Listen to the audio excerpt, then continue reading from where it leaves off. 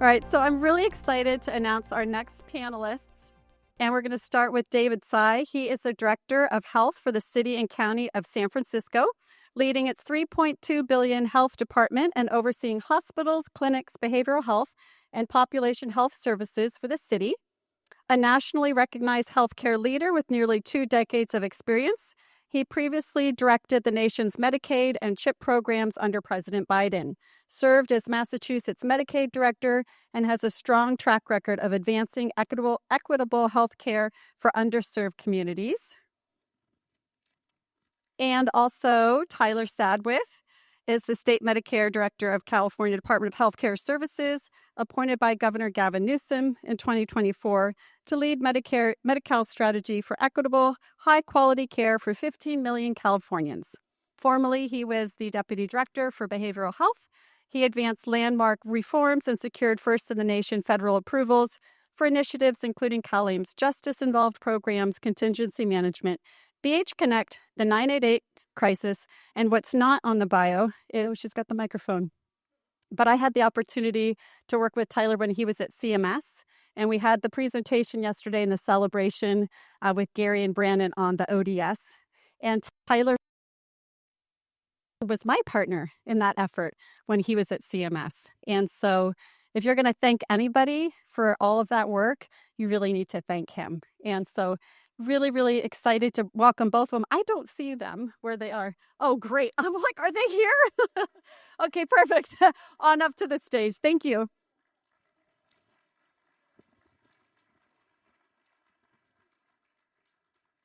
You can hold back that view.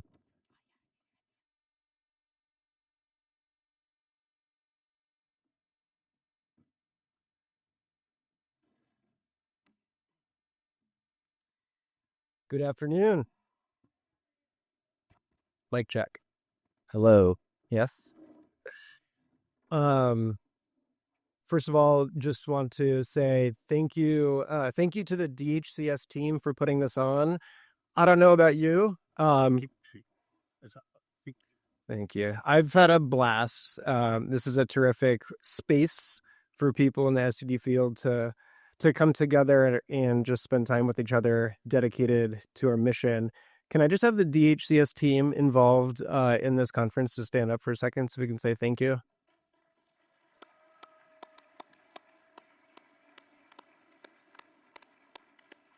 Thank you, Tyler, Javon, Denise, and especially our terrific, fantastic MC, Marlise Perez.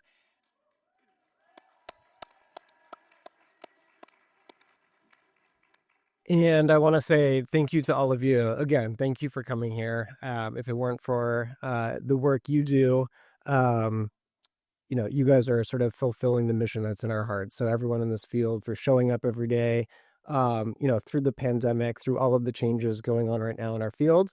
Thank you for showing up. Thank you for being here, and look forward to seeing you next year. So can I give a round of applause to everyone in this room?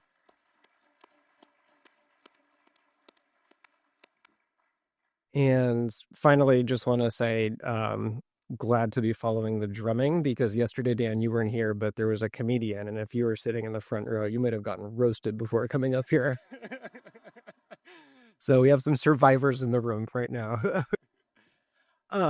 So this is really a conversation. I think this is a really unique opportunity for us to hear from Dan, hear about his perspective from his service in the federal government, and to hear his perspective about how he's approaching work locally here in California.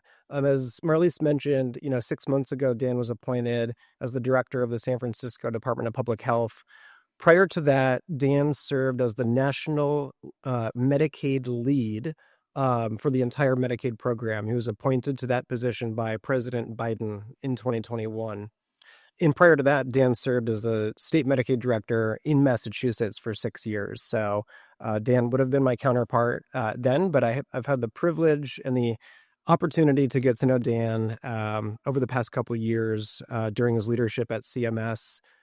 Dan has, visited us many times on site visits to tribal health facilities, to the LA County Jail, We've had tacos in the airport together, and we've negotiated $2 billion behavioral health performance incentive programs on the back of a napkin. So we're lucky to have Dan here. What I want to do before I start peppering him with questions is actually just set the table and provide some context, just to share some information about the work that Dan has done to help all of us and to help you provide key resources to the members that you serve. I just want to, even if it makes them squirm and feel a little embarrassed, I'm going to do a quick highlights reel because it's important to know just how much we as a state accomplished in partnership with CMS during Dan's tenure.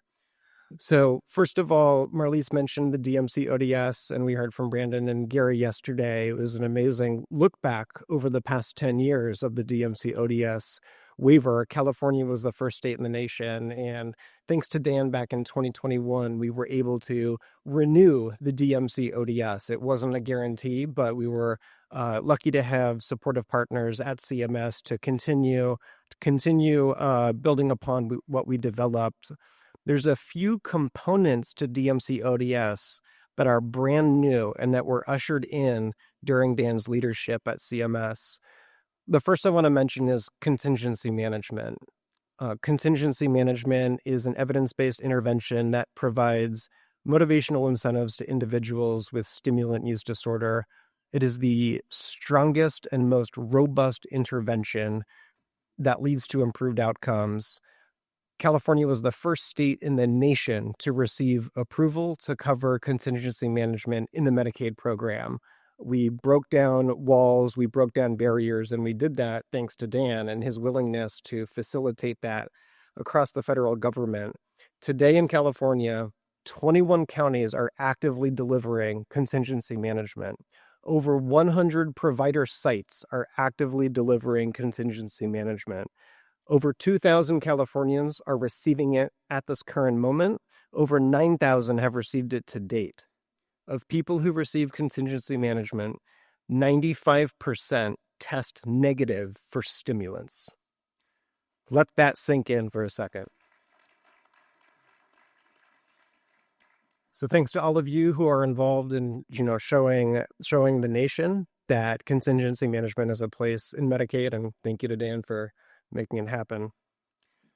Another initiative that California and CMS partner closely on during Dan's tenure is the Justice Involved Initiative. Historically, states cannot cover services for people who are inmates of a prison or a jail. Federal funding is not available. We know that's a barrier to saving lives and to providing the care and the coordination that's needed. We know that people leaving prison are 129 times more likely to die of an overdose in the first 2 weeks after release than the general population. That's unacceptable. And so thanks to Dan's leadership, CMS allowed for the first time ever in history states to cover a targeted set of services in Medicaid immediately prior to release, with the goal of stabilizing individuals and providing care coordination and warm handoffs throughout the process when individuals re-enter the community. California was the first state in the nation to receive approval for this. Dan pushed us hard to meet a high bar for that, and California was sort of the guinea pig to help CMS develop national policy so that other states can implement this as well. And just to provide a sense of where we're at, back in October of last year, this went live in a few counties. This will be live across the entire state by October of next year. Every county jail, every youth correctional facility, and every state prison will implement this. To date, currently, CDCR has gone live. 33 prison sites are doing this today. SUD assessments prior to release, medications for addiction treatment and services prior to release, warm handoffs to county behavioral health with appointments lined up when they get back in the community, warm handoffs to enhanced care management and community supports, including housing-related services. 10 counties have gone live to date, with 19 jails and youth correctional facilities, with more than 22,000 Californians already screened as eligible for this service. So thank you to Dan for collaborating with us to make this a reality in California.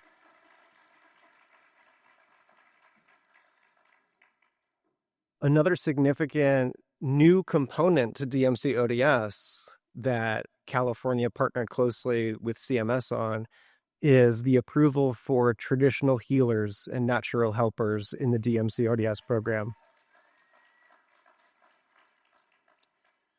So California has long been committed to meeting the unique cultural and treatment needs of our American Indian and Alaska Native population. California requested in 2016, 1 year after DMC ODS was approved, we requested to cover traditional healing and natural helper services in the DMC ODS. We're patient. We waited for nearly a decade. We formally submitted that request 3 separate times. And under Dan's leadership, CMS got multiple federal agencies and all of the lawyers involved to agree on a framework to approve traditional healthcare practices when delivered by tribal health programs and urban Indian health programs. So thank you to Dan for making this a reality in California as well.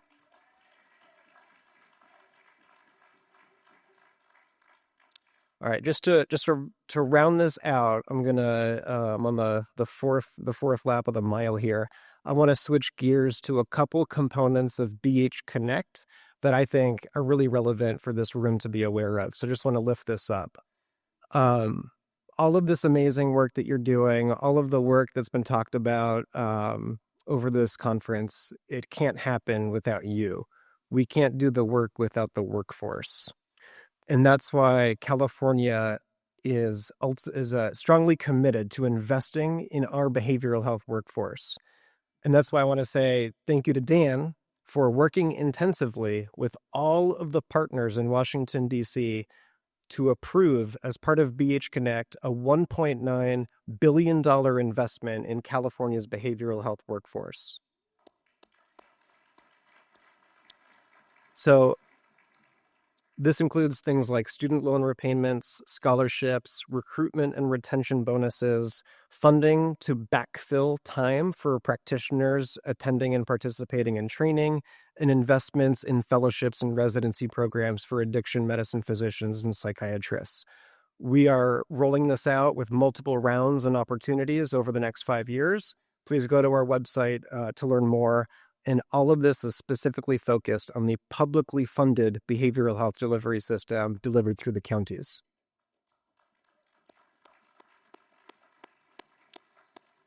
All right. The last thing I want to highlight is a really unique opportunity for the first time to treat our county behavioral health agencies when they participate in Medi-Cal as managed care plans, to treat them just like other health plans that for a long time have had the opportunity to participate in performance incentive programs. Under BH Connect, Dan got partners in Washington, D.C. to approve a $1.9 billion incentive program for county behavioral health agencies to participate in to expand access to SUD services and mental health services and improve outcomes for members. So we have 45 counties out of our 58 that are participating, and counties can earn funding for meeting metrics and making improvements on initiation in substance use disorder treatment, engagement in substance use disorder treatment, providing supported employment services for individuals with substance use disorder, providing peer support services, community health worker services, medications for addiction treatment, all for folks with substance use disorder, improving patient-reported quality of life, and improving health outcomes. So this is a really big opportunity for counties to really leverage and gain and earn resources so that they can also have the investments that they need to carry out all of the transformational work that we're committed to.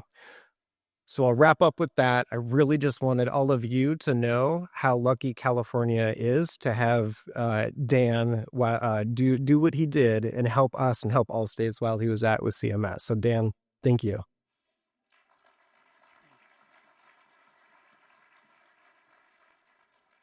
I'm glad to take credit for my whole team's work at CMS. A lot of people worked on this. Thank you. And the state was really annoying throughout the whole process. No, we had many fun negotiations at all hours of the day. All right, so let's transition to our conversation, and for that, I'd actually like to ask you a couple of questions about transitions. So you served as the state Medicaid director for Massachusetts, and then you became the national Medicaid director at CMS. And when you're state Medicaid director, you work very closely with CMS. You know sort of what their pain points are, you know what their priorities are, you know how things get done on the CMS side, but you also don't know what you don't know. And so, Dan, when you stepped into the role of the national director of CMS and you stepped into that federal environment and that federal role, sort of what stood out to you? What surprised you? Well, I think, Medicaid is a beautiful program. It's something I love, love, love deeply. And it's exciting and interesting because you see so many flavors of it all across the country and what it means. And pretty much in every state, no matter what the politics are, you have people, regardless of political affiliation, that rely on Medicaid for their just day-to-day ability to thrive and survive. And so I think what was interesting at the federal level is you've got a $900 billion program and budget. And so you get to make giant changes or set enormous policy precedents, like many of the things Tyler just mentioned, in conjunction with states.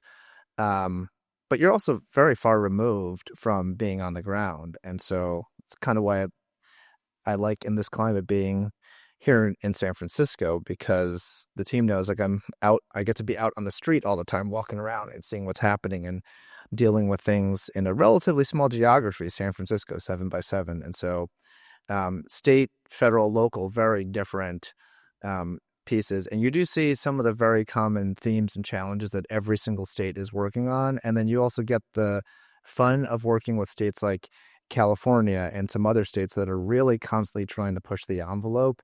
And then you've got to get the entire machinery of the federal government in Washington, D.C. and everybody oriented for how to do something different and new. But you also spend a lot of time, at least we did in the last administration, trying to figure out how to lift the bar, make sure there's at least some minimum level of quality access coverage across all states and programs. And that, is a very different type of task as well. Yeah, and I'd just like to give credit to Dan for that, because what you see in the news, what catches attention is CMS rolling out all these innovative things, but under the Biden administration, CMS was sort of laser focused on access, right? Because it's great to have healthcare coverage, but if you can't book an appointment for the care that you need, what's the point of doing all the shiny new toys? And so that was a constant theme undergirding all of the work and all of the conversations with CMS. So, Dan, in your capacity as the director for the Center of Medicaid and Ship Services, which is a fancy way of saying the National Medicaid Director, you had 80 million customers, 80 million bosses that you were accountable to. That's 80 million Americans that have health coverage through Medicaid, making it the largest health insurance program in the nation. And as part of your job, you had 50 states, 1 District of Columbia, and 5 territories, 56 Medicaid programs, 56 Medicaid directors to deal with, calling you, texting you at all hours. Some more persistently than others. And there's a saying out there, if you've seen one Medicaid program, you've seen one Medicaid program. Every state is different, just like here in California, every county is different. But California stands out. We account for about a little over 15% of the national Medicaid population. We're the biggest customer. And I also think we're the best customer. Massachusetts was. So because we have so many members, I know you paid attention to California. You paid attention to Medi-Cal. You called us out on our weaknesses. You pushed and prodded us to improve performance in key areas of our program. And that was true, for your entire tenure. But during BH Connect, when we were negotiating that over the course of 2024, you became pretty familiar with our county behavioral health delivery system, our behavioral health sort of carve out. Now you're the director of the San Francisco Public Health Department. Now you're in county land. Now you're a local leader of a health system. And so I guess as you transition from, federal regulator of CMS to a local implementer, federal regulator of California to a local implementer here in California. Now that you're on the other side of the table, what surprises you? What stands out? So I love it. I love being back on the ground at the county level, where you can walk out and you can see what's happening every day. You can see your providers. You can look into their eyes. You can negotiate with folks. You can see, for us in San Francisco, and I think for many parts of California, when you walk through the street, you're constantly seeing the folks that we're trying to care for, and the things that work well and things that don't work well. So I love that immediacy. I think there's beautiful and challenging things about California and our county-based system. I love that, in San Francisco, we're city and county all as one. So we have all of the healthcare delivery system with San Francisco General, primary care clinics, behavioral health clinics, street teams, everything. We have the whole behavioral health, mental health, and SUD system. We have all of the classic public health pieces all kind of in one place. And so it's actually, and we have 90% of our volume is with one health plan. And then we here, we also have, like other counties, the specialty health plan. And so it's fun having that much of the set of levers and financing and policy and operations all in one place.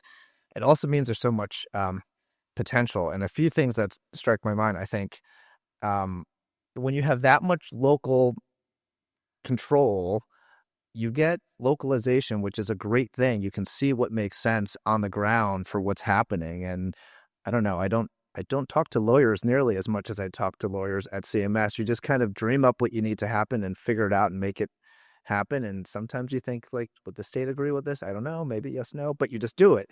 And that's really exciting and that's fun. But at the same time, I think with a local county system, there are all sorts of challenges. Like coming from a state like Massachusetts is not a big state. The entire state has 7 to 8 million people. That's like half the size of the Medicaid program in California. And we didn't have a county system. So many of the things that the counties do, I and my team did at the state level. And when I look at how we do behavioral health, it's beautiful and it's complicated. I mean, we have in the county system in San Francisco, we generally look no further than the boundaries of San Francisco for things. And so you're relying on providers to have a structure and scale. Not all, some of our providers and some here do things across California, but within a 49 square mile radius with a population of 750,000 people. And so capacity, ability to build Medi-Cal, ability to have infrastructure and a level of financial stability and sophistication, those are things that are challenged sometimes when you are like your entire provider network, your CBOs, your whole world is within a 7x7 square. It's also, why some of the stuff can be so cool and innovative. So there's pros and cons around all of those. My mind was boggled when I fully, started to understand how we do specialty behavioral health as a plan.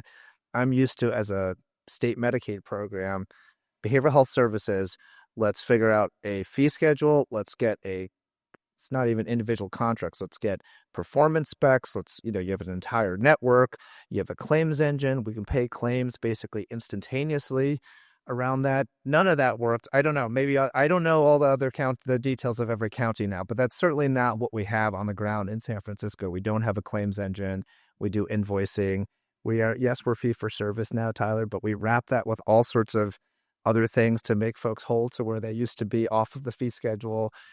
There's stuff to work through, and that's both beautiful, but then when you think about how to structurally move a system, not only from a financial standpoint, but programmatically, I mean, there's a lot of opportunity. And sometimes being really small is exciting, sometimes being really small in the grand scheme of things, localized. You miss some of the structural programmatic infrastructure and scale that you can think of at that. So I think we have both opportunities. I think California's system is very, very unique, and it has things that can therefore only happen in California on the good and the bad. Beautiful and complicated. Probably the best description of our behavioral health delivery system here in California. So Dan, you're about 6 months in the role, and I know when you came in, you were sort of taking inventory, taking stock, earning the lay of the ground, and sort of, based on what you've seen, based on what you've observed, based on what you've heard from other counties and other folks in California, and based on the priorities of your boss, of your mayor, what are your priorities in your role right now? What's top of mind for you? So obviously the behavioral health and homelessness crisis, and I'll spend 1 sec on that in a minute, but when I think the overall vision and goals for the department are the vision of the San Francisco Department of Public Health has been for some time to make San Francisco the healthiest place on earth, which I think is a pretty cool vision. And it turns out San Francisco is actually quite healthy in aggregate relative to the country and the world, because San Francisco is incredibly wealthy as well. And so for the vision, I think we're adjusting it to making San Francisco the healthiest place on earth for all people, which is a really important piece given the disparities we have. And the three major things are, one, from a pure public health standpoint, going upstream and eradicating or getting to zero, to use the HIV term, on a set of health disparities over a kind of a 10 to 20-year period. Second, I want us to be the best healthcare delivery system in the world, better than any other county. No, but I say public or private. I mean, in San Francisco, we have all of the different assets: mental health, SUD, level 1 trauma center, the Zuckerberg San Francisco General Hospital, primary care clinics, outpatient clinics, all of that. We have the makings of an integrated delivery system. We provide amazing care when a patient is in front of us with our clinicians and UCSF partnerships, and yet we don't operate as an integrated delivery system at all. And there are many different pieces around access and equity to access to think about. And third is tackling the behavioral health and homelessness crisis. And that really involves multiple pieces. Structuring first an actual system of behavioral health care. And when I say behavioral health, aligned with BHSA, that's mental health, SUD, co-occurring, all of that. We have an amazing, like, if you can dream of it, we'd probably do it in San Francisco, which is part of why I love being in San Francisco. And I think our whole team would agree, we have an opportunity to put those puzzle pieces together in an actual system of care that can get folks from the street plugged into the system, and then through a treatment, housing, interim housing continuum that where we need to work on flow and the right clinical supports there. And a lot of the behavioral health side on the very upfront is, how do we get more access to treatment that's both beds, that's capacity, that's BUP, that's outpatient, that's a whole range of things immediately, right when someone needs it. And so the other evening, I mean, as much as we've done in San Francisco, I was just telling you this story earlier. The other evening I was out in the Tenderloin and Soma district, and I had it was 10:30 p.m. Individual wanted methadone, had started BUP, didn't work, was in jail, out of jail, came from Oakland. I don't know if anyone from Alameda County is here. There you go. And has been in San Francisco for a year. And at that moment, after I was sitting and chatting, like, he wanted initiation of methadone. I couldn't do anything for him at 10:30 at night at that moment. So he gave me his mom's cell phone number. He gave me which deli he was going to be at the next day. I sent our street teams to find him. He had a whole chat the next day. He wasn't ready at that point. Then the following day, we got him initiated in methadone, but the intake took 2.5 hours. Then we got him into one of our non-congregate interim housing options that has a treatment component wrapped around. Great. Then at shift change, he walked out and we lost him. And the next day it was with our street teams kind of figuring out how to fight. But that is emblematic of why we both have so much happening. That's amazing. And when someone raises their hand, I want us to roll out the red carpet. It should take no more than, even if it's 10 p.m. at night, 30 minutes at most, one place we can get someone to where we can actually get folks initiated in the treatment and supports when they're ready for that. There's a lot we're trying to do on the whole within the first 23 hours, how do we engage folks? How do we get folks to the right level of supports in varying levels of the whole continuum of pre-contemplation and contemplative, all these different things? And then how do we get a term that my team either loves or hates? You can tell me people love it or hate it. I want us to get far more sticky. So anytime someone comes in some way to any part of our delivery system, that's not just, ASAM level care. I mean, our sobering centers, our walk-in clinics, our street teams, I want us to be, and they're willing to engage in some way, whether it's in treatment or not. I want us to be sticky to those individuals to help really pull through on that treatment and recovery continuum. So a lot of what we're doing is specific settings, beds, treatment capacity, other things we're standing up very much on the front end of that continuum, but also on the residential treatment side. We lack enough dual diagnosis co-occurring capacity, and then the whole step down piece after residential, kind of a 18 to 24 month period, which Tyler and I have many jokes about because there were proposals that Tyler brought to CMS that I said no about. But now I think 18 to 24 months is a really good time frame. That's really interesting. Interim housing. And so on. So that's where we're working towards, and it's exciting, and there's a lot to do. And I would just also say there's only 2 of us from San Francisco here, and I want my team more engaged in these sorts of discussions, because in San Francisco we do think we do things best, and we can't learn from anybody. But right? No, but there's so much to learn and do and understand from what is happening not only across California but other states, other parts of the country. So I hope next year we'll have more than just Emo and then myself here for the last day around that. I hope our team will be able to engage with more folks all across the state. Yeah. This is just a really rich place to hear how folks are innovating from Lake County all the way down here to Los Angeles County. And Dan, I think something you just said, stood out to me.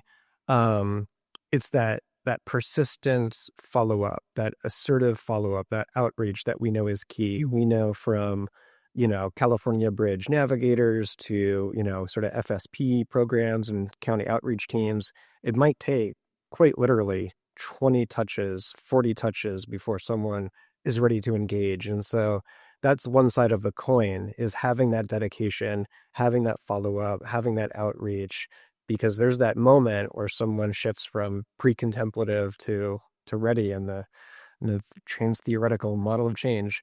But what you said is really important. The other side of the coin is to make the system work for the person instead of asking the person to work for the system. That's right. And you said, you use the words, make it sticky. You roll out the red carpet for them. You want, when someone raises their hand and says, I'm ready, I'm open, let's try this, 30 minutes to the service that's appropriate and aligned with their interest and their needs. That's the other side of the coin. And that's really hard work. And that's so paramount to getting people into care and saving lives. So kudos to you. And I know we at DHCS are committed to that. And, eager to partner and lock arms with county is about rolling out the red carpet, knocking down barriers, and making it as easy to get into treatment as it is to order a jet ski from your couch on Amazon. I've never tried that before. Is it easy? Norma! Maybe I should. So, Dan, right now, in the behavioral health field, there is so much change taking place from things like, CalAIM, which has, a half dozen to a dozen initiatives. One of them alone, CalAIM Behavioral Health Payment Reform, where the reimbursement methodology moved from cost-based reimbursement to a fee-for-service model. That alone would have been a multi-year initiative with nothing else. But we rolled that payment reform on top of everything else with CalAIM. We did 988, we did mobile crisis, we did the Justice Involved Initiative, we're doing CARE Act, we're doing SB 43, BCHIP, CYBHI, BH Connect, now BHSA, it's overwhelming. It's objectively overwhelming. It's several decades of neglected funding and policy reforms all compressed into the span of like 2 to 3 years. It's a once in a generation opportunity. And I try to remind myself that because it seems like it's so much, but we may never get this again in the field. And so, Dan, when you're working with your providers and you're working with your team, how do you manage and how do you sort of balance the need for change and the intensive change management process that we're all involved in multiple different fronts at the same time with, the ability to make the change, the ability to manage change, especially for smaller providers? So, to be very honest, I think we're struggling with that in San Francisco. I think if you look at, even if we weren't trying to build out more capacity and fix the whole front end of our system and get it structured in a more clear way, our underlying core operations, including with our providers, has just a tremendous amount of opportunity, right? So even if you take one other end of the continuum for ECM and community supports, we have a bunch of providers who are doing ECM or ECM-like services, but cannot bill Medi-Cal, and therefore we are highly under-leveraged on our use of ECM. Or in San Francisco, we have a lot of general fund dollars only to programs that are Medi-Cal covered that we pay in San Francisco because providers are not able to bill Medi-Cal. And so if you're in a county that doesn't have that, close your ears. But we all have budget pressures, and we want to do everything possible to maintain the general fund support for as much services as possible. So if there is reimbursement available, we absolutely need to take advantage of that. And some of our providers are at a level of scale where that is very, very difficult. And so we have been thinking through what that looks like. And certainly even the transition to fee-for-service with payment reform, we still have a ways to go. We have every provider paid for in a different way with very unique contracts that leverages the Medi-Cal fee schedules, pass-throughs, different add-ons, and different ways that we effectively true up to a historical cost, and kind of we're graduating that down now. But I think it makes it very challenging to think about how to run a system. And also, as a result, our team's running hundreds and hundreds and hundreds of individualized contracts with basically individualized rates and true-up schedules and invoices that take so much time. And the biggest thing I hear from our CBOs are you can't, if we're not on a Medi-Cal payment system often, you're not able to pay me for like 18 months. And that's because we can't even get through the invoicing process. So all that to say, I'm sure we're not the only ones in that in that situation, but there's an immense amount of shoring up to do, and the challenge of doing that whilst we're trying to push and build and change the system at the pace that we're moving is really difficult. And so all that to say, that's why our team is very happy and working at a sustainable pace for everybody. So I think, that involves pushing ahead with the new beds and capacity, 200 some odd new treatment slots that we're standing up over the course of this year, which we have to do around that for all of the obvious reasons. And BHSA and other things are good impetuses to help really push in this direction. And our own local budget challenges and the federal Medi-Cal cuts had some of the state budget implications. They're all forcing us to have to, move more quickly in some of these things. I'm interested, lastly, and I asked Tyler about some of this too, is where have other counties figured out how to support small subscale providers so we still get some of the really important, oftentimes culturally congruent CBO work able to happen, but maybe with some of the more scale and infrastructure that needs to happen instead of a tiny CBO building their own infrastructure for billing and documentation and all these things. That's not effective for anybody, nor for us to try to finance. Like the Medi-Cal fee schedule will never work with a cost structure on a tiny CBO when you have no scale. So how do we think about hubs or how CBOs can have support on some of the infrastructure that is also effective, but doesn't have us losing out on some of that really important capacity that's neither politically feasible right, to be fully honest, but also for what we want from community engagement. Dan, you mentioned the BHSA, the Behavioral Health Services Act, and here on Tuesday morning, we spent some time sort of walking through it, highlighting the new role and the new space that is set aside within the center of the Behavioral Health Services Act for substance use disorder. And so I'm curious, what's your vision for substance use disorder in the BHSA, and how have those local planning conversations started? Sort of how's that going, or how are you approaching that? Well, so I would say overall, I mean, by necessity, if you listen to everything I was just describing, the some of the biggest challenges we have, they're not, as you all know very well, they're not just mental health related. We've got SUD and a lot of co-occurring, sometimes with serious mental illness, sometimes with just a range of mental health challenges. And so for us, this is a really interesting time. I'll just name that for everybody, right? For us in public health. I mean, we want to be as compassionate and treatment oriented and kind of meeting people where they are.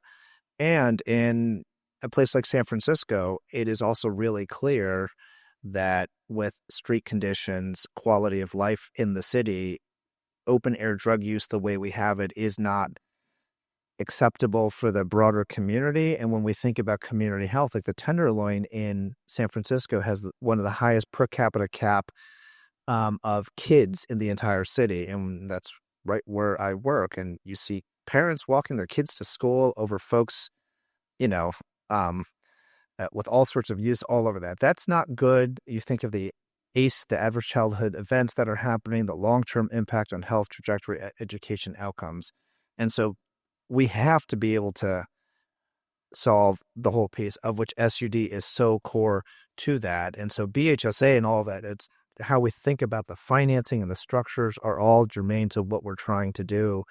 I think one of the things I would note that we are underlies a little bit of I would call it a shift for how we're approaching things in San Francisco is we are the Department of Public Health. We're always going to be focused first and foremost on compassionate care and treatment in a non-judgmental way, meeting people where they are at. And we are shifting to a much more proactive approach of trying to make sure that every interaction that happens has intention. It is non-judgmental, but we are trying to help support folks moving through a treatment and recovery journey that oftentimes has SUD with mental health presentations right alongside of that. And that leads to just a lot of kind of rethinking how we structure and do different pieces and how we partner with other departments across the city. And for those in San Francisco, like that, there's a lot of debate about what are the right approaches on the street. Harm reduction, are we being too harm reduction focused? And anytime I hear that debate, what I say is it's an and. Harm reduction is evidence-based, it's critical, it's absolutely germane to what we do.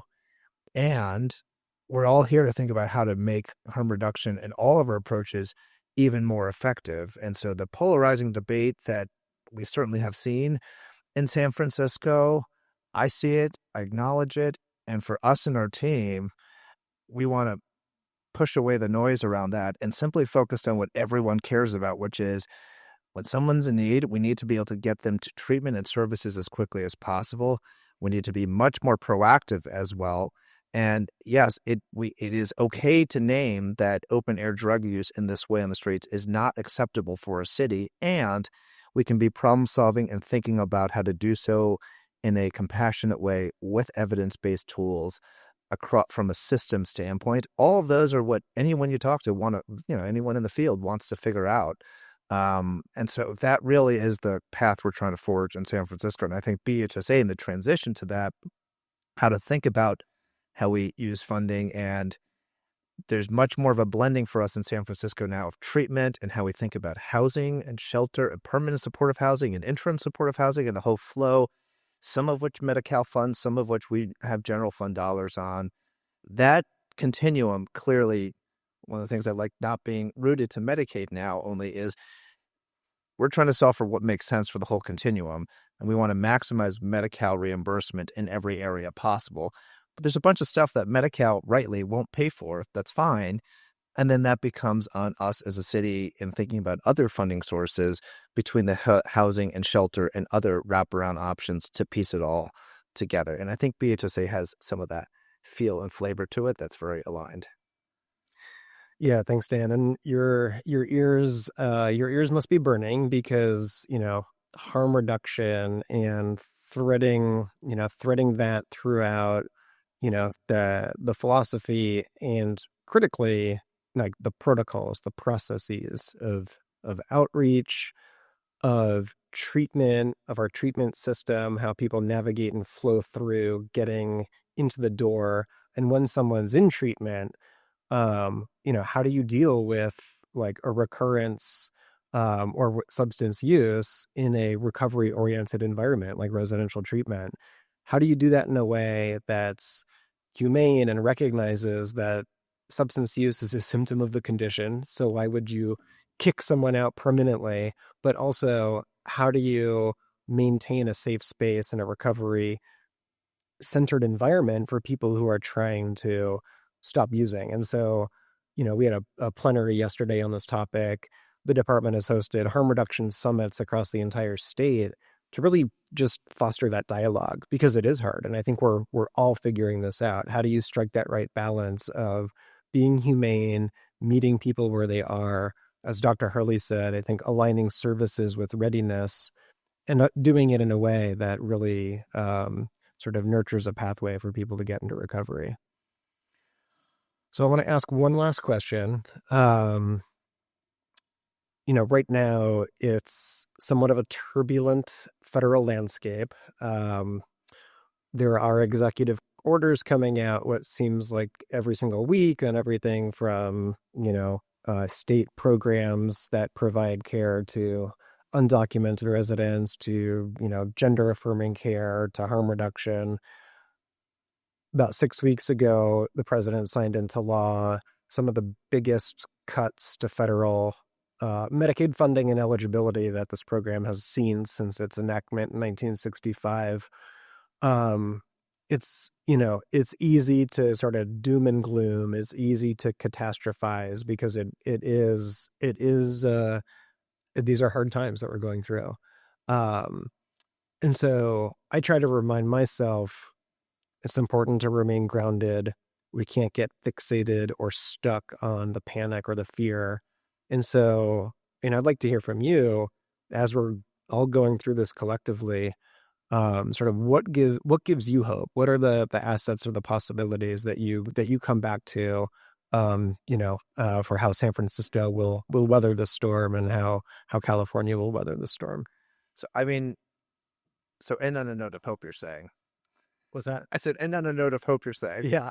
I mean, I love this work, and I believe if you're in this room, you care, you feel privileged, you feel honored, you feel driven by what we all get to do. And that, I really enjoy going to work every single day at DPH in San Francisco. And I enjoy it for multiple reasons. Like, I love roaming the streets and seeing what's happening and thinking about, okay, how do we have a chance to fix some of these things and serve folks and actually improve outcomes and the challenges we see.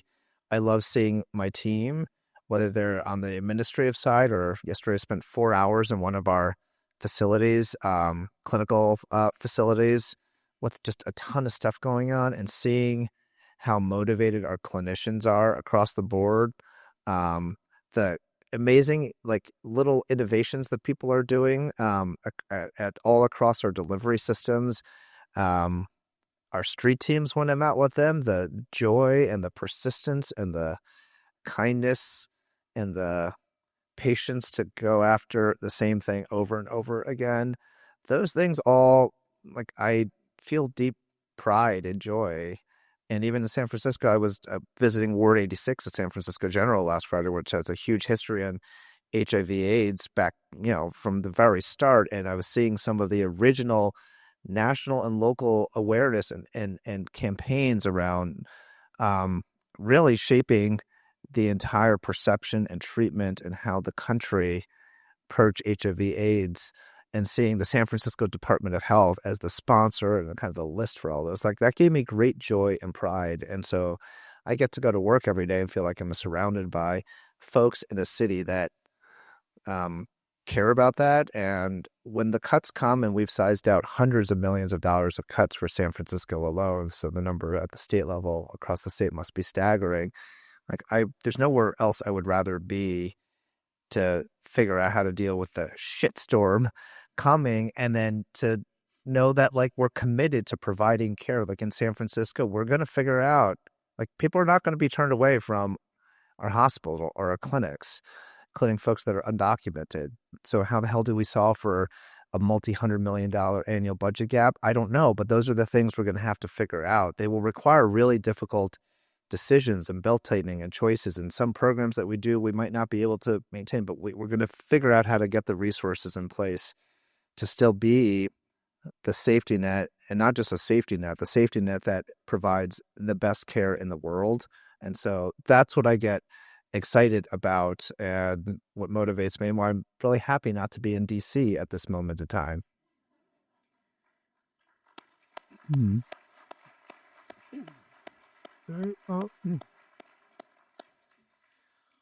All right. Well, thank you, Dan, for your gems of wisdom. Really appreciate it, and thank you all for letting us convene here. And Can I say thank you to, because you're closing, I want the Tyler, the DHCS team, the pre-Tyler, JC and Tyler was on that team. Like, this team is amazing. The way they think about pieces and other challenges in the state. But I think they were number one on persistency and creativity and just banging their head against the wall with us. And so I can't tell you the number of negotiations, and we'd be at the White House, like, what, California, again, didn't we just give them 15 things? But like, the governor would show up, Tyler would show up, we'd sit.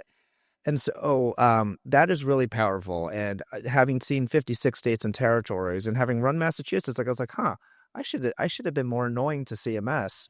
So I would have gotten more. But you should know the state and Tyler, their leadership, their commitment is pretty incredible and unique across the country. So I have to say that because you did a whole embarrassing thing about me, but thanking Tyler and the whole DHS team.